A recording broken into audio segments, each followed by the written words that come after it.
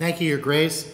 Members of Council, it's my pleasure to present to you the report of the Governance Task Force, which you'll find online among your documents, and I will try to walk you through this as expeditiously as possible. A couple of things I'd like to say, and if you'd like to turn to the report, I'll just kind of walk you through it. There are some things we're going to need to do today, really four things. One is to approve two very minor canonical changes, to approve the application of two ministry affiliates, Church Army USA and Anglican House Media Ministries, to make sure that our ecclesiastical courts are filled and appropriately done according to the canons, and then to welcome the Missionary Diocese of the Trinity and report on their status. So let me just walk through this. If you turn to page 2 and scroll down, there's a comment there: constitution and canons are only the skeleton around which the church is built.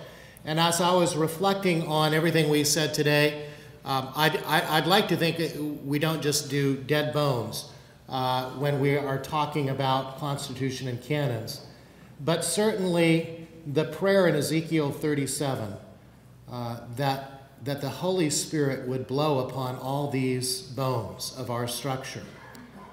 It's my conviction and conviction of so many I've talked to across North America that probably the thing we need more than anything else is a new Pentecost and a great awakening of the Holy Spirit.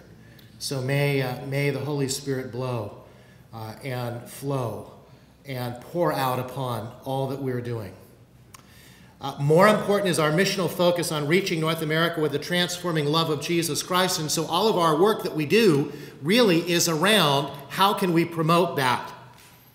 And we are reminded of two principles that have guided us well since they were introduced by our beloved Chair Emeritus, Mr. Hugo Blankenship. Number one, minimalism. A church that governs the least governs the best, and hence the canonical changes that you will receive today are minimalist.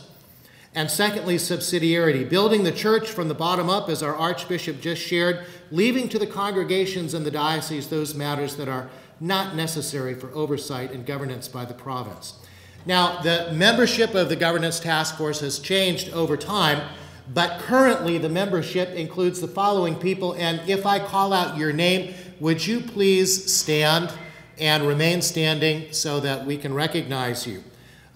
We are blessed to have Bishop John Guernsey, Dean of Provincial Affairs, the Reverend Dr. Travis Boleen, Secretary of the GTF, Mr. Scott Ward, Chancellor, and the Vice Chancellors, Mr. Jeff Garrity and Mr. Mike Donison, the Reverend Canon Jim McCaslin from the Gulf Atlantic, the Reverend Canon Jim Payne from the Reformed Episcopal Church, the Reverend Deacon Mary Baker from the Diocese of Quincy, Mr. Tad Brenner, also from Quincy, Mr. Andrew Brashear from Armed Forces and Chaplaincy, and Mr. Mose Stewart from also the Gulf Atlantic Diocese. Could you please give these folks a great hand for the work that they have done?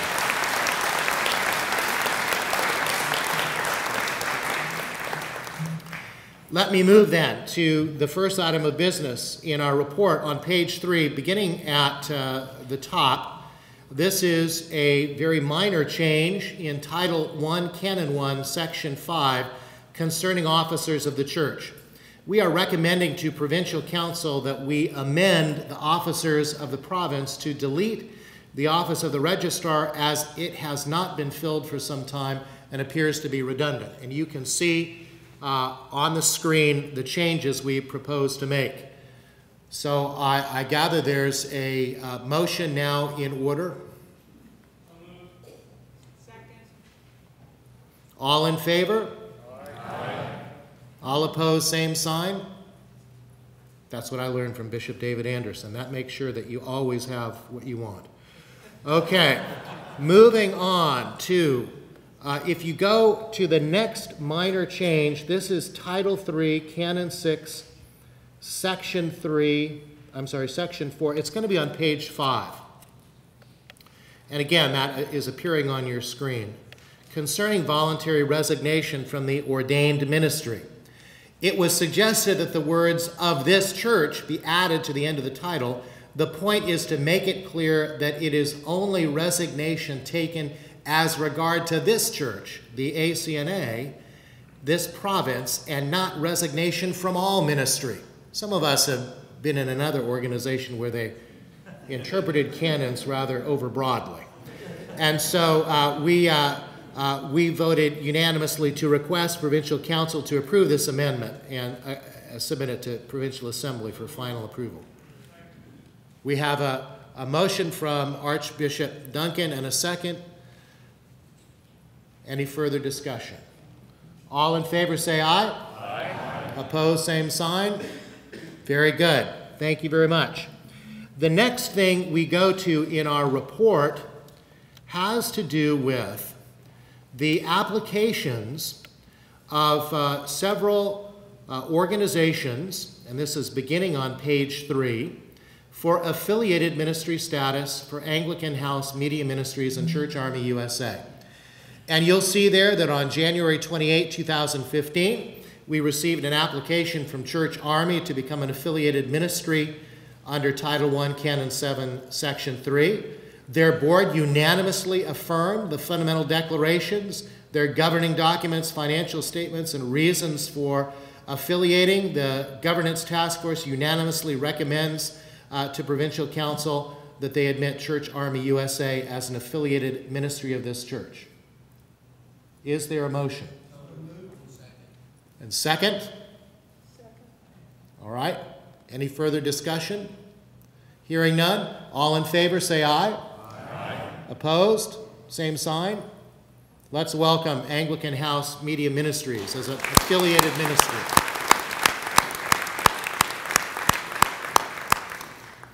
On February 11, 2015, we received the Anglican House, that was, I referred the date to, of January 28 to Anglican House. It was actually February 11, but January 28, we received the application from Church Army USA to become an affiliated ministry.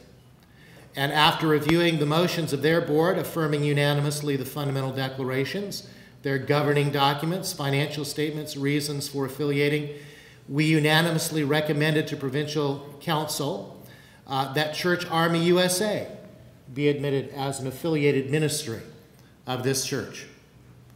A motion is in order. Is there a second? Second. Any further discussion? All in favor, say aye. Aye. Opposed, same sign. Then may we welcome Church Army USA as an affiliated ministry.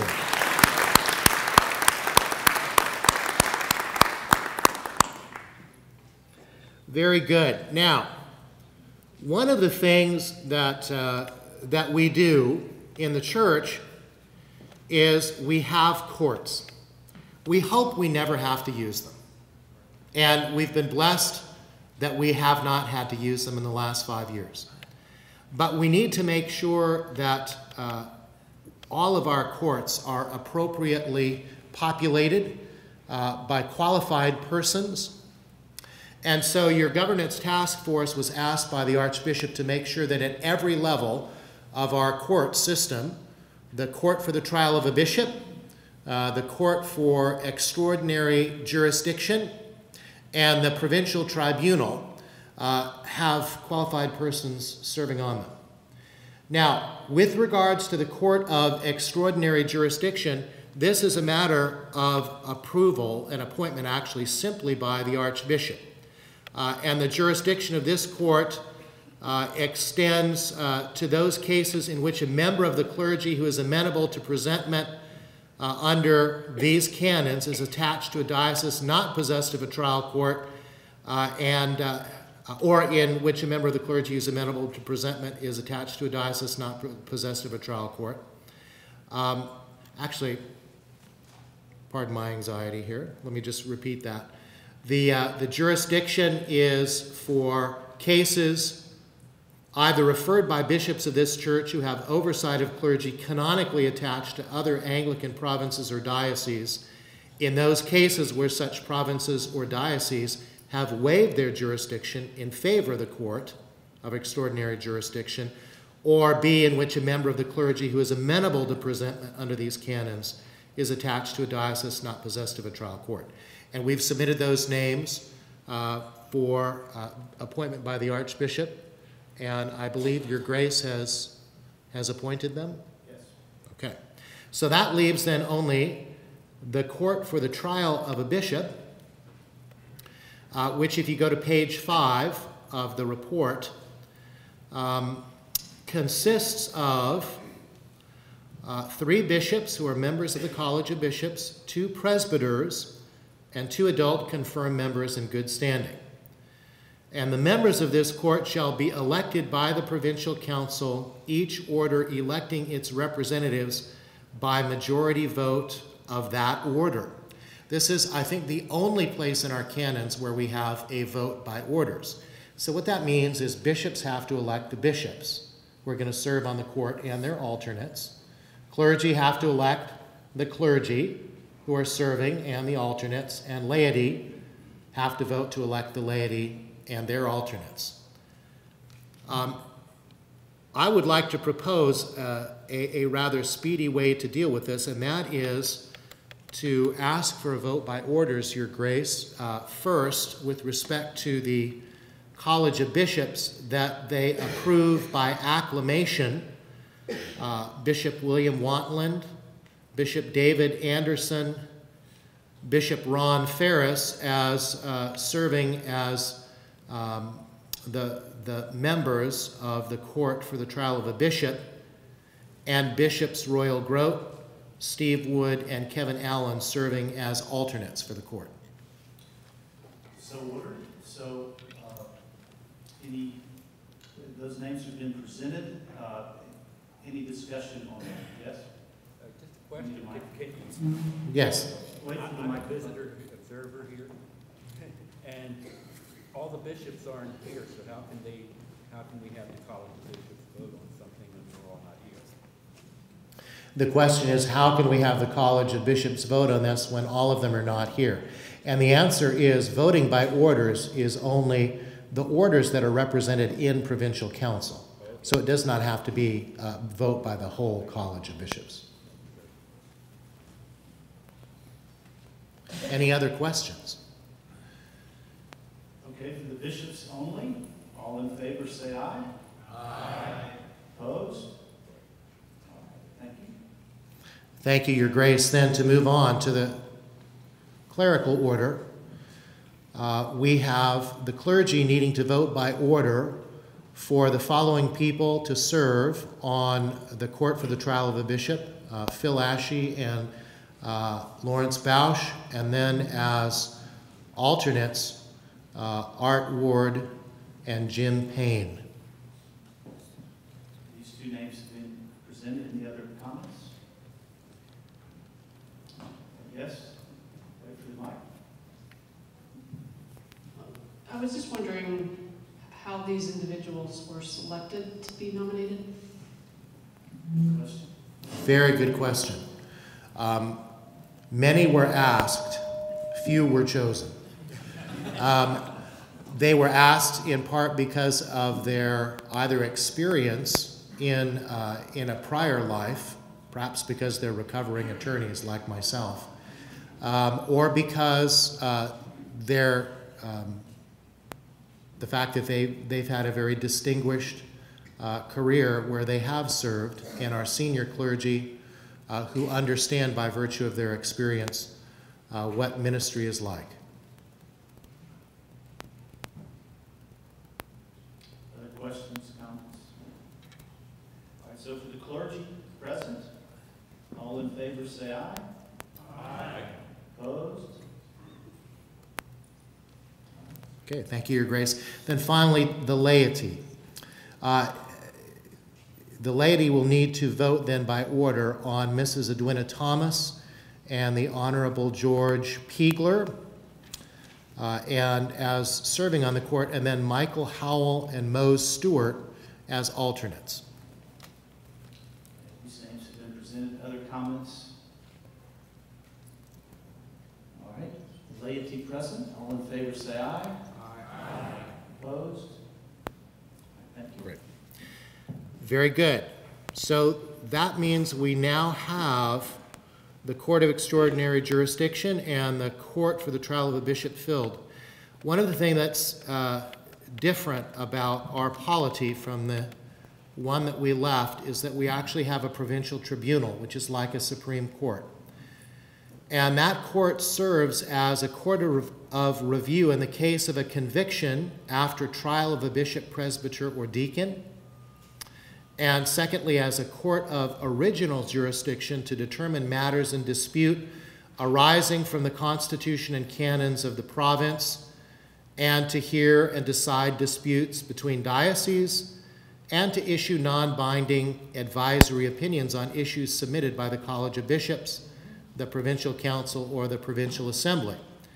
And this consists of 7 members who shall be appointed by the Provincial Council, at least 2 of whom shall be bishops.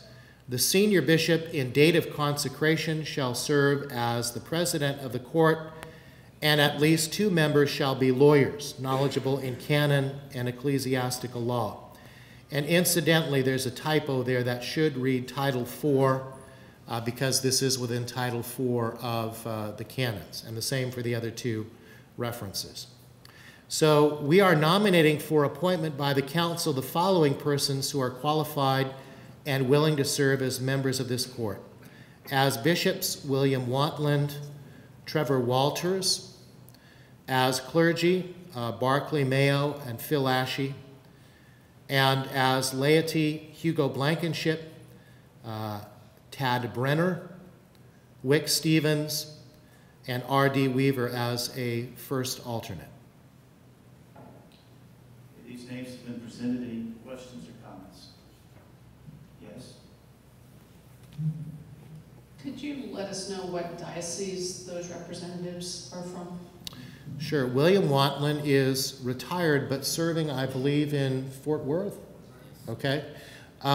Bishop Trevor Walters is an annex suffragan bishop here in the West. Barclay Mayo is also serving here in Annick in the West. I serve in the Anglican Diocese of the South. Hugo Blankenship, our former chair of the GTF, serves in the Diocese of the Mid-Atlantic. Tad Brenner is the chancellor for the Diocese of Quincy. Wick Stevens is a retired chancellor from the Diocese of Pittsburgh. And R.D. Weaver is a chancellor or retired chancellor from the Diocese of Fort Worth. Any other questions? Yes.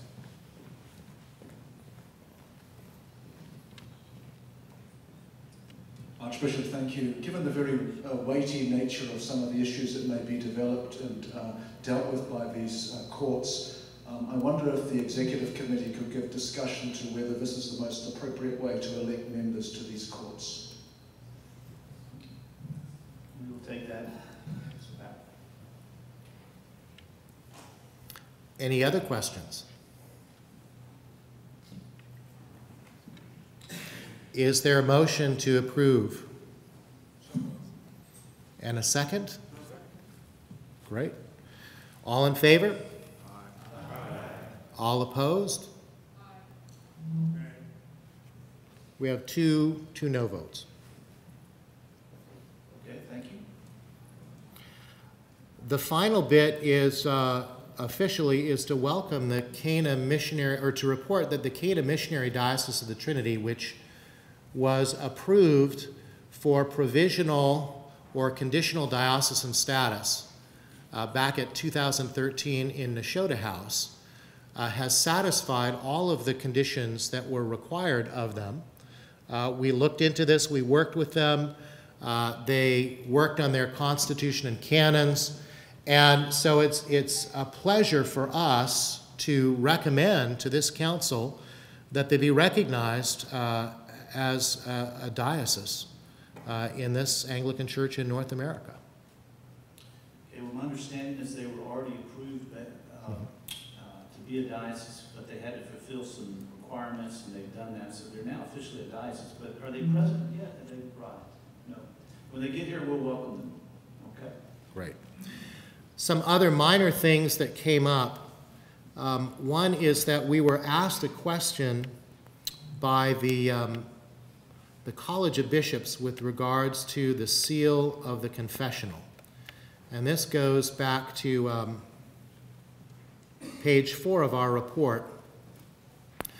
We've had the Diocese of Pittsburgh and San Joaquin submit proposals for the ACNA and its doctrine and discipline to enjoin by canon the confidentiality placed upon all clergy without exception in hearing confessions.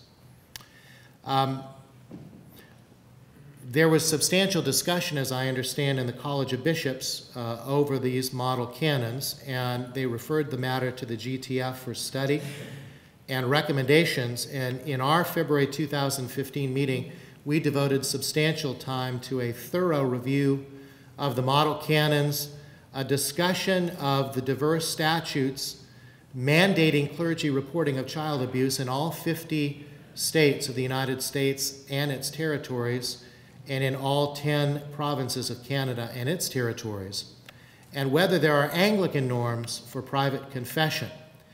We determined, in the absence of a theological consensus among the College of Bishops, and in the face of a diversity of the statutes, that we needed to do further study and make an official recommendation to the College of Bishops, in whose jurisdiction this properly lies, because it is a matter that involves both the doctrine and discipline of the Church. So later this week, I'll be submitting on behalf of the Governance Task Force that report and delivering some suggestions of where the College of Bishops should take its next steps.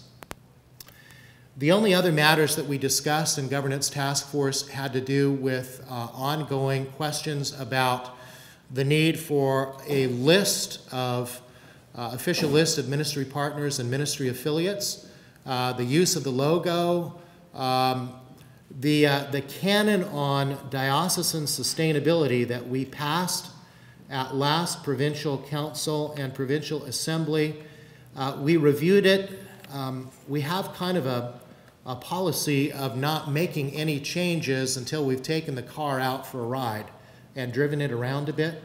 And we actually haven't done any sustainability review of any diocese yet. So we're waiting to see how that goes, and then we'll make whatever adjustments we need to make. The language of that canon you'll find in footnote 1 on page 4 of the report. And otherwise, I think that covers all of the matters of the Governance Task Force.